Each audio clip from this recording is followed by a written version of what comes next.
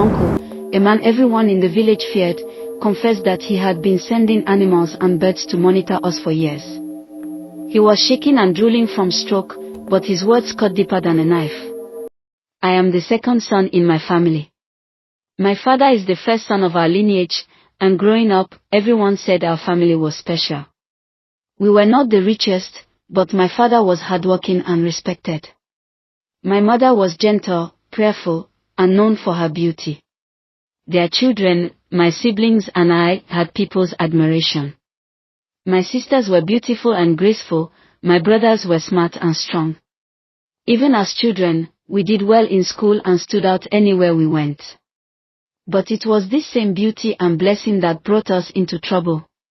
My father's younger brother, our uncle, was a wealthy man. He had houses, land, and people working under him.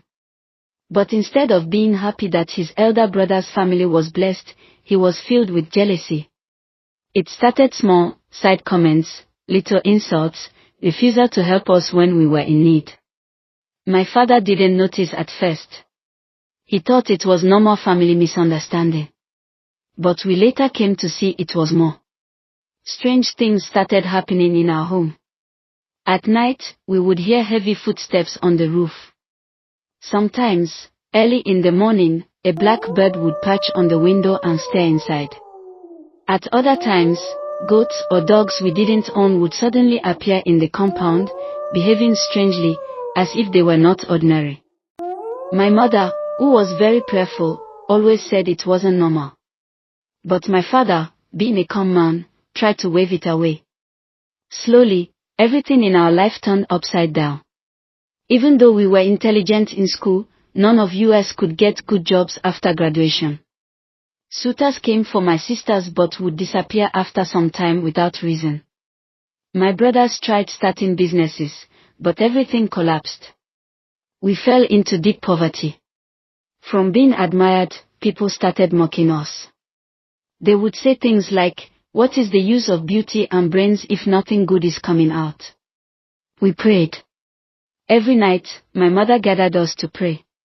But after years of the same suffering, we grew tired. Sometimes my parents even quarreled because of the stress. My father once said, "Maybe God has abandoned us." My mother cried that day. That was when some of my relatives began to suggest going to native doctors for help. They said, "Prayer is good, but you people need to back it up with something else." My father was weak and almost gave in. But the person who stood firm was my younger sister, Kayameka. She was just the last born, yet she had a strange boldness. She would say, "We don't need charms. Jesus is enough." She was the one who would still wake up at night to pray when all of us had given up. Sometimes, I would wake up at 2 a.m. and find her on her knees whispering prayers, tears running down her face. She would pray for everyone by name. At first, I thought she was wasting her time. But soon, things started changing in a way we couldn't explain.